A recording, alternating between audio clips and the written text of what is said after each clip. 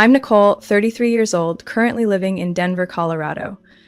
Every time someone asks why I'm so independent, to the point of distancing myself from my family, I just smile and change the subject. Not because I don't want to talk about it, but because I know. If they've never lived in a home where one child was worshipped like a god and the other treated like a shadow, they wouldn't understand. I was the shadow. My brother, Brandon, is 4 years older than me. He was the firstborn, the pride and joy of our parents, Margaret and Stanley. To them, Brandon was everything, the future of the family, the heir, the gifted one, no matter what he did or did. We grew up in a 2-story house in the suburbs near Colorado Springs. 3 small bedrooms, a little backyard fenced in white wood, and an old swing I was never allowed to sit on for too long because it was Brandon's spot. My dad was an electrician, my mom worked part-time as a librarian, and their whole world revolved around their only son. I remember when Brandon shattered our neighbor's window while playing soccer indoors, even though our parents had told him not to. When the angry neighbor called, my mom just chuckled. Boys will be boys, he's just a little energetic.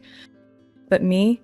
I broke a dish while doing the dishes at 9 years old, and my dad dragged me into the living room and snapped. Nicole, you need to be more careful. Don't cause more trouble. In 5th grade, I won first place in a statewide writing contest. It was a story about baking cookies with Grandma. I rushed home, hands shaking with excitement, holding the certificate. My mom glanced at it and said, "That's nice. Now go clean your room. Dr. Miller is coming over soon." That same day, Brandon was given $20 to buy a new video game because he passed his biology exam with a C-. I'm not kidding.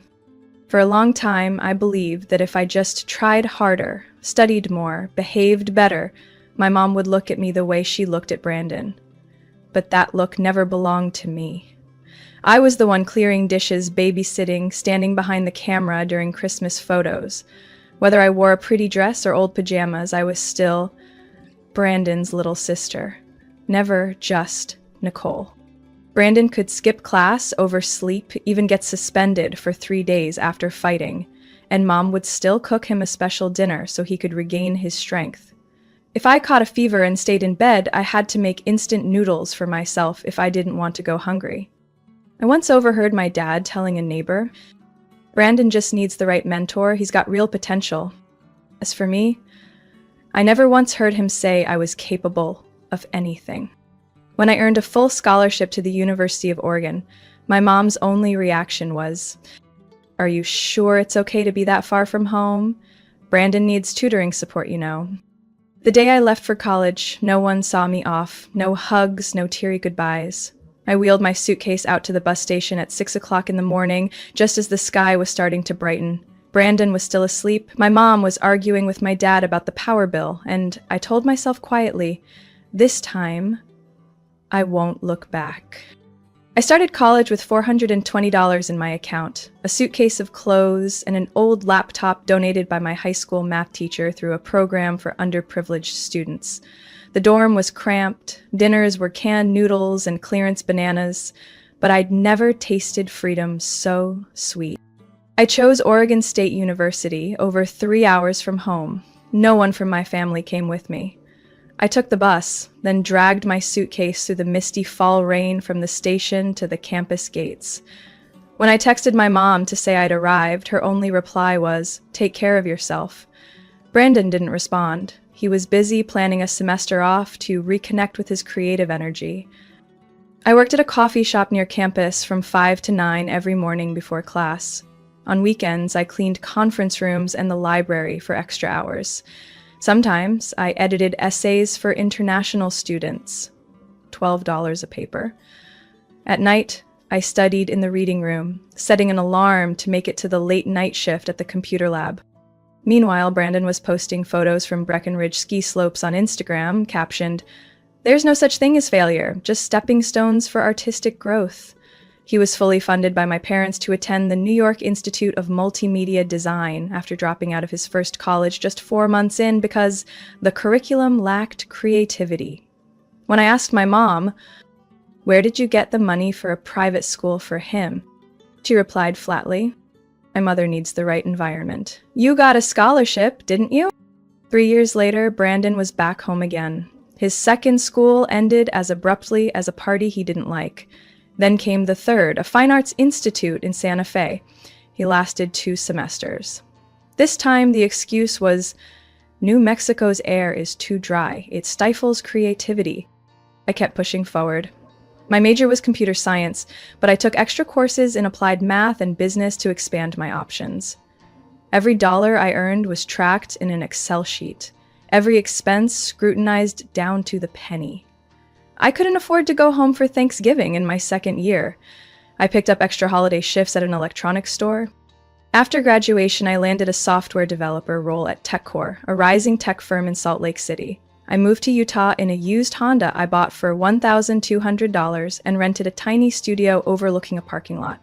I still packed lunch every day, reused old pens, and never once considered a vacation. Brandon? Still living with our parents at nearly 30, trying his hand at reselling limited edition sneakers.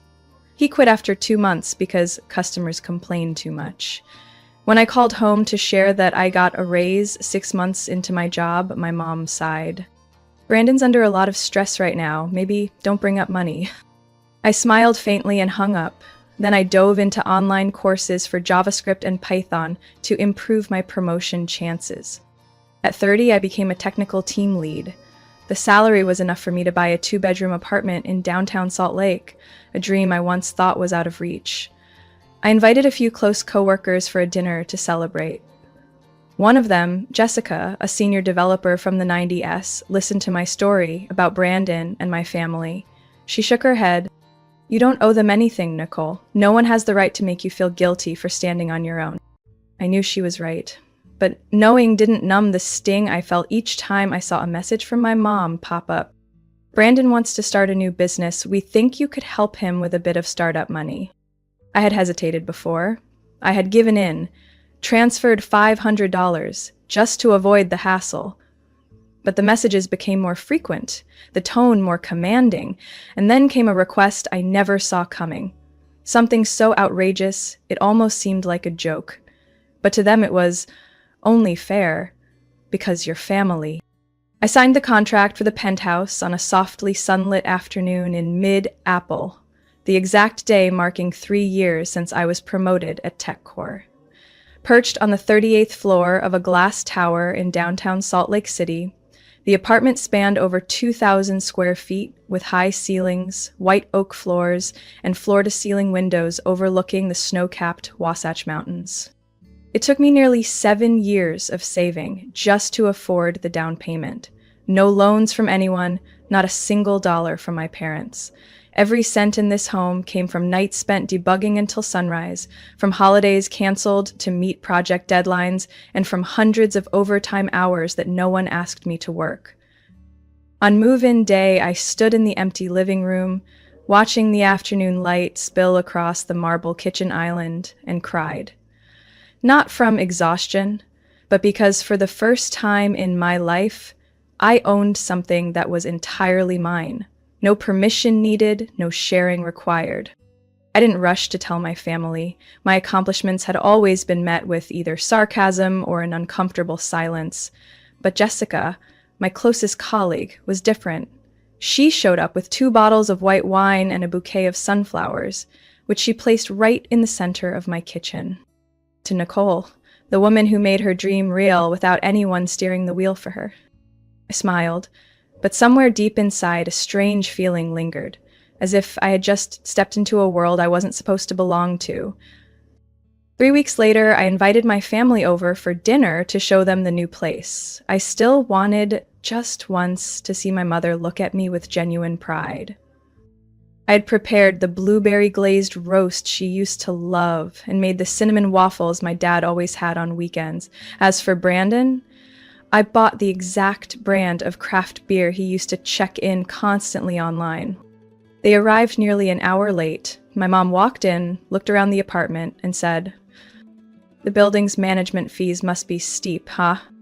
My dad didn't offer congratulations. He just asked, "Are you sure you can handle the mortgage? The market's not looking great."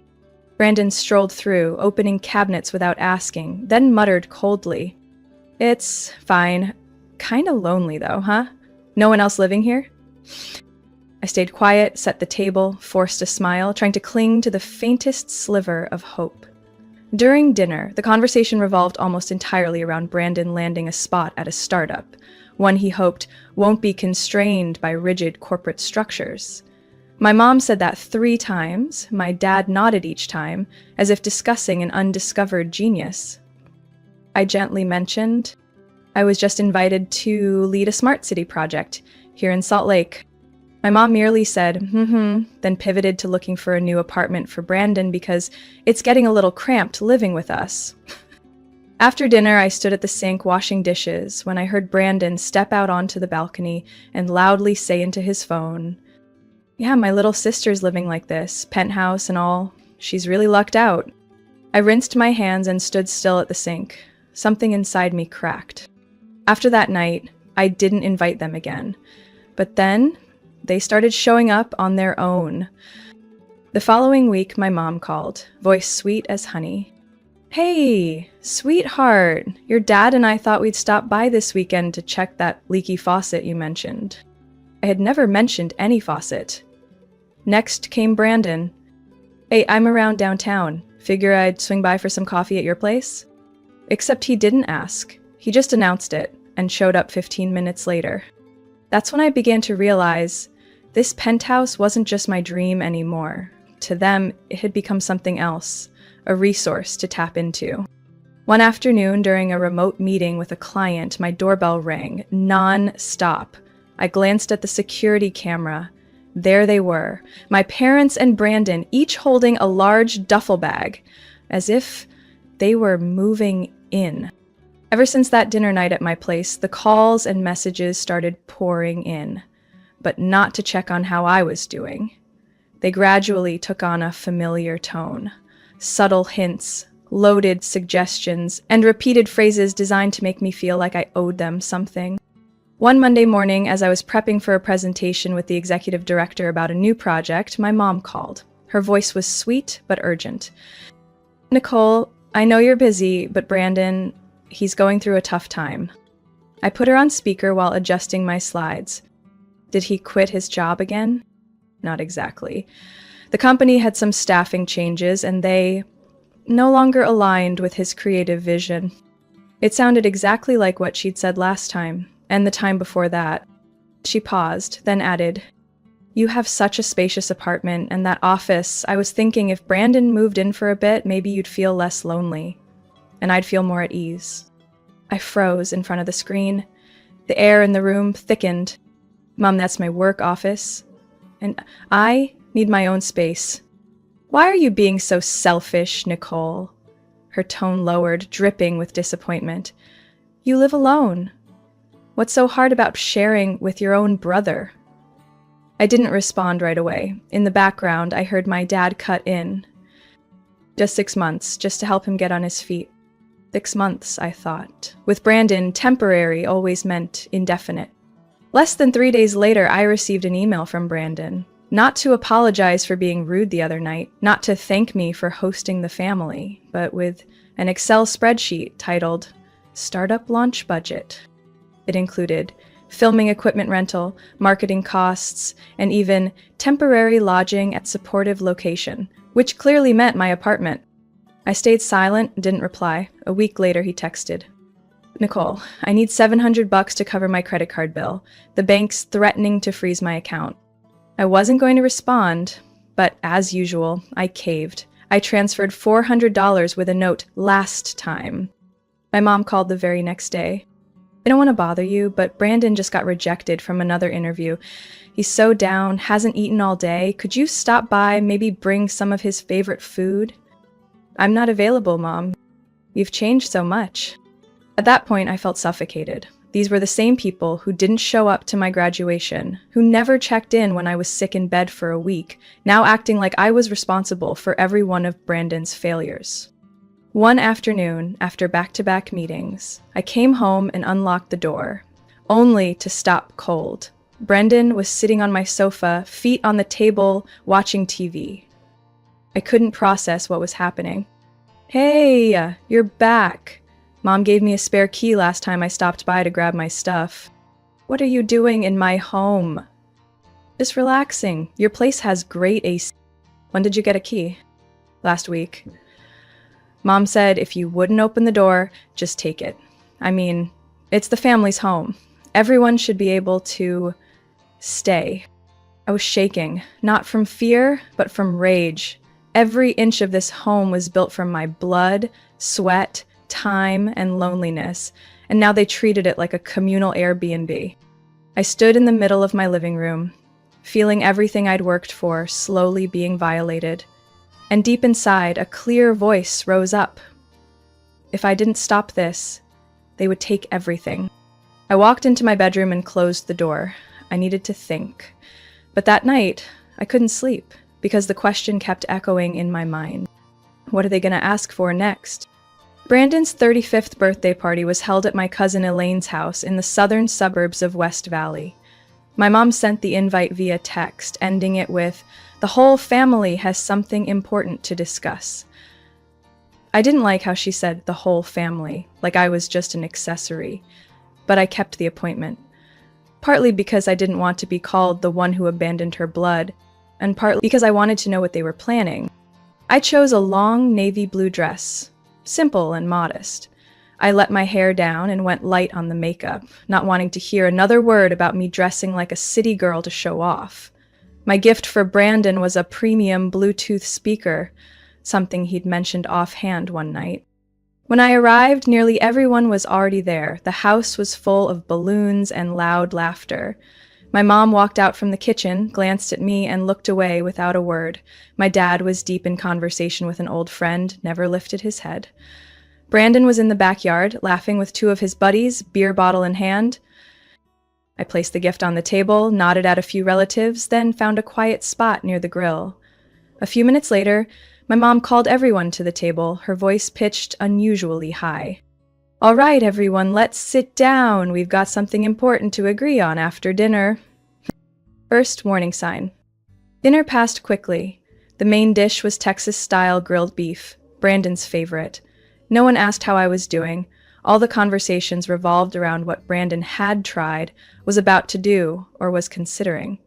My mom recounted his recent participation in an online startup seminar with such pride, as if it were a groundbreaking achievement. After the meal, everyone gathered in the living room. Brandon sat in the center of the couch, rubbing his knees like he was about to give a speech. My mom stood up and cleared her throat. "First off, thank you all for coming to celebrate. But today, besides Brandon's birthday, there's something very important to discuss." I felt my back tighten. Jessica had warned me once, when a controlling person starts using the word important instead of just asking, brace yourself. My mom turned to me, smiling, that smile I hated most, and spoke slowly. "Nicole, you have a big apartment and you live alone. Brandon really needs a place to stabilize himself. Your father and I think it's time he moved in with you." No one laughed. No one looked surprised. I was the only one who hadn't been told in advance. I sat up straight, trying to keep my voice even. "No, I've already told you, Mom, that's my personal space. I'm not willing to share it." "You're his sister." She kept her tone soft. "Family should know how to make sacrifices for each other." I looked around the room, familiar faces staring back, some curious, some cold. No one spoke up for me. Brandon chuckled. "Nicole, no one's asking you to give me your place. Just crash there for a while. You're not exactly struggling, are you?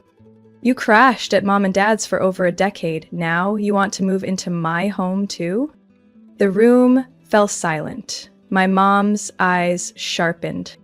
"Nicole," her voice hissed, "I can't believe how selfish you've become after everything this family's done for you." I stood up. What exactly did the family do? No one paid a cent for my college. No one showed up when I graduated. But now you expect me to share everything I've worked for? My mom stepped closer. My dad stayed seated, silent. The relatives began whispering and backing away. Brandon looked at me with an expression I'd never seen before, like I was the last obstacle in his way. Amen. Her slap landed squarely on my cheek. A burning sting spread instantly. Everything froze. A long, heavy silence. No one cried out. No one moved. No one shielded me. I turned to face my mother. Her breathing was heavy, eyes blazing. "You'll regret your attitude tonight." I looked around at each person in that room. My dad turned away. Elaine stared at the floor. Brandon crossed his arms, unmoved. I picked up my purse, stepped backward. Before reaching the door, I said, "No, I won't regret this, but all of you will." I shut the door behind me, stepped into the night, and didn't look back. I drove home in silence. My cheeks still burned from the slap, but what hurt more was the silence. Not a single person had spoken up for me. Not one look of surprise or disapproval. That slap wasn't just from my mother. It was a collective declaration that I was never someone worth defending. By the time I pulled into the parking garage beneath my building, my hands were still shaking. I sat in the car for nearly 10 minutes, taking deep breaths. For the first time in years, I felt like a scolded 15-year-old. Except now, I was old enough to never let it happen again. I walked into my apartment, the only place I truly controlled. I poured a glass of water and set my phone on the kitchen counter.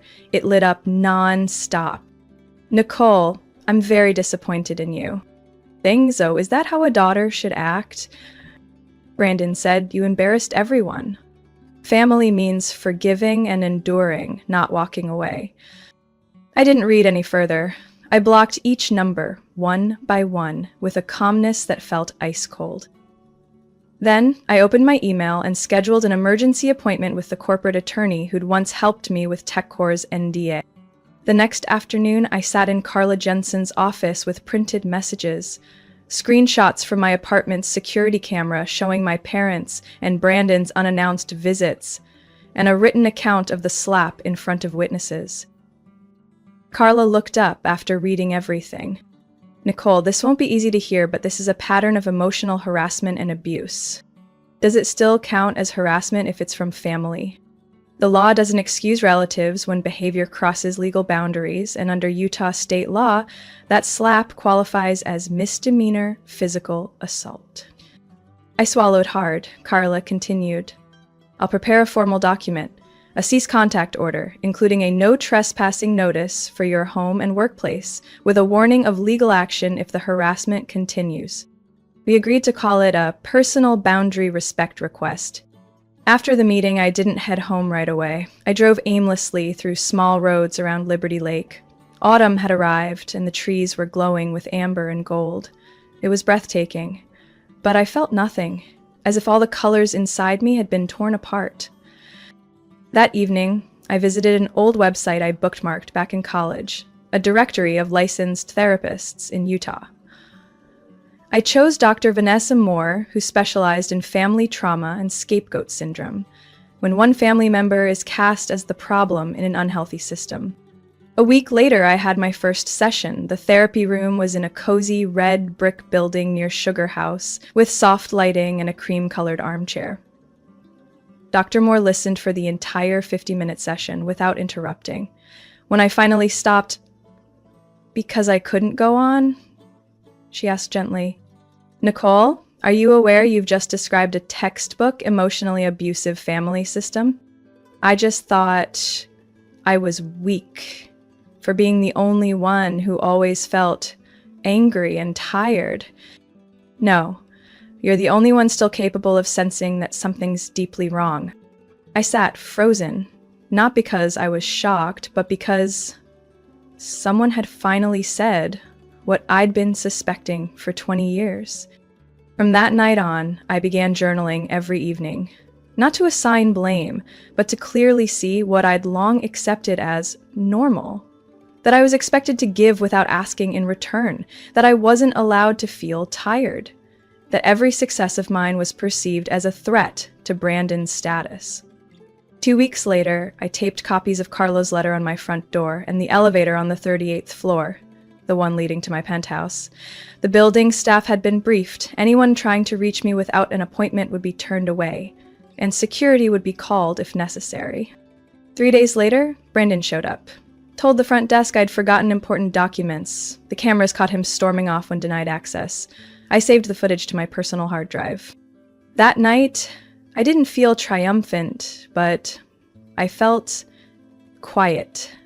No more knocking, no more calls. I chose Evergreen Junction, a restaurant on the edge of Mill Creek where warm yellow lights reflected off exposed brick walls, creating an atmosphere both cozy and composed. Perfect for a conversation, with no room left for emotional outbursts. I reserved a private room and informed the manager that if things escalated, staff were authorized to enter under the pretense of checking service. I arrived 20 minutes early. I brought 3 printed copies of a document, thick paper clipped into black folders. The contents were concise, direct, personal boundaries that were no longer negotiable. The first sentence read, "I'm not banning you from my life, but I will decide where you belong in it." My parents arrived on time. Dad wore a white button-down, his tie undone, avoiding my gaze. Mom clutched her purse, lips pursed tightly, walking in like she was preparing for a courtroom hearing. Brandon showed up 10 minutes late, in a hoodie and sweatpants, hands in pockets, face unapologetic. I stood and greeted them. No one shook my hand. That was fine. I no longer expected it. Once the server poured water and left, I spoke first. "I invited you here today to clarify a few things. This isn't an apology dinner, and it's not about patching things up. It's about establishing something that should have existed long ago. Boundaries." My mother scoffed. "Boundaries? With the people who gave birth to you and raised you?" I said nothing. I opened the folder and placed one copy in front of each of them. Brandon flipped through his for 2 lines and let out a chuckle. "What is this, a rental agreement?" I looked him directly in the eye. "If that's how you see it, then you really need to read it carefully." My father tried to keep his voice neutral. "Sweetheart, I know you're upset, but isn't this a bit much?" "Whew, no. Because when Mom slapped me in front of the entire extended family and no one said a word, I realized this wasn't a safe space anymore." The table fell silent. I continued. "There are 5 points in that document. 1. No one is allowed at my home or workplace without my consent. 2. There will be no further financial requests in any form or for any reason. 3. No one may speak on my behalf, spread misinformation, or distort my life story online or with relatives. 4. All communication, if it happens, must be respectful, no controlling behavior, no criticism. 5.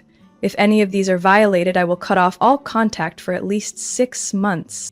Brandon smirked. "What? Are you a lawyer now? This feels like a divorce settlement. Better that than being suffocated in something called family where no one shows respect." My mother slammed her palm on the table. "You're disgracing this family. When did you become so cold and ungrateful?" I sat still. From the moment I realized no one in this family ever asked, "Are you okay? Are you happy?" They only asked, "What can you give us?" My father lowered his head. My mother stood up abruptly, tore the paper in half, and threw it on the floor. "If you think living alone in that penthouse makes you a winner, then go ahead and live. Just don't cry when you grow old and find no one beside you." I picked up the shredded paper, folded it, and slipped it into my bag. "I don't need a family that only pulls me down to keep themselves on top," Brandon muttered as I stood. "Sure, you're successful now, but you're still the same forgettable nerd no one cared about in high school." I looked at him for a long moment. "And you're still 35 and relying on someone else to pay your rent." I walked out of the room without looking back. The city lights outside still glowed. No one in the restaurant noticed me. A woman walking with purpose, a folder in her hand, leaving behind a legacy called Blood Family that no longer carried the meaning of love. That winter, Salt Lake City welcomed snow early. My penthouse bathed in crisp white light each morning, eerily quiet. No more surprise doorbells. No more midnight texts saying family matters. Silence, after everything, had become the gift I gave myself. I started rearranging things in the apartment. My office became an art studio, not because I was good at painting, but because I needed a space where results didn't matter. The walls were covered in messy sketches, each stroke a reminder that I had stopped letting others define me. Jessica, the coworker I once invited to my housewarming, was the first to notice something had shifted. "Nicole, you're not guarded anymore. You seem at peace." I didn't respond. I just smiled. Sometimes peace doesn't need to be declared. I joined a Saturday yoga class and became friends with a small group of women in their 30s, mature enough not to judge, open enough to truly listen. Over spring coffee, I briefly shared my story. A woman named Helen placed her hand gently on my shoulder and said, "I've been through something similar. I lost my mother but found myself." For the first time, I didn't feel like the odd one at the table. 3 months after that meeting at Evergreen Junction, I received an email from Dad. It wasn't long, just a few short lines. "I've been reading about the role of a father in a family. I never truly understood you, but if you're open to it, I'd like to start over. As someone who was wrong and wants to learn how to do better." I read it over and over, maybe 10 times. I wasn't sure if I was moved or cautious, but I replied. I agreed to meet him at a small breakfast diner near Sugar House, a public place, safe enough, warm enough. Dad arrived on time. He didn't bring Mom. He didn't offer excuses. He didn't say, "Let's forget the past." He just talked about how he'd started cleaning his own kitchen, doing his own laundry, and seeing a therapist after that dinner. "I never stood up for you, and I'm sorry." I didn't forgive him right away, but I gave him a chance. And for the first time in my life, he listened without interrupting. As for Brandon, word got back to me through one of his old classmates. After my parents cut off financial support, Brandon had to move out and share an apartment with 2 strangers in West Jordan. He worked part-time at an auto repair shop. Not a creative job, not some startup dream, but real labor. I didn't laugh when I heard that. I didn't feel vindicated, just a quiet sense, like watching someone finally hit the ground after falling for so long. My mother? Still silent, still no admission of wrongdoing. I've blocked her from contacting me, but sometimes Dad tells me she sits by the window at home, watching neighborhood kids play like a stranger to the world. I expect nothing from her now. No more hopes, no more resentment, because not everyone has the courage to heal. I don't know what lies ahead, but I know this. From now on, I decide who gets to enter my life, and they'll have to walk in with kindness. On an early summer evening, I hosted a small dinner at home, inviting my new friends and Jessica. We sat on the balcony, watching the sunset behind the Wasatch Range, red wine in hand, gentle laughter in the breeze. Helen tilted her head toward me. "If you could go back, would you want anything to be different?" I shook my head. No, because without those losses, I would have never known what wholeness feels like. And as I looked around the apartment, once a battlefield, now a real home, I finally understood. Family isn't defined by blood. It's defined by where no one uses love as leverage to make you forget your worth. Nicole's story is a powerful reminder that blood ties should never be used as a license for control or abuse. Peace doesn't come from pleasing everyone in your family. It comes from having the courage to protect your own boundaries. In a society where filial duty is still heavily idealized, Nicole proved that real love must come with respect. And sometimes, building a healthy life means letting go of toxic relationships, even if they share your last name. What are your thoughts on Nicole's journey and the boundaries she set with her family? Share your perspective in the comments below. And don't forget to follow the channel for more heartfelt, real-life stories about family and freedom.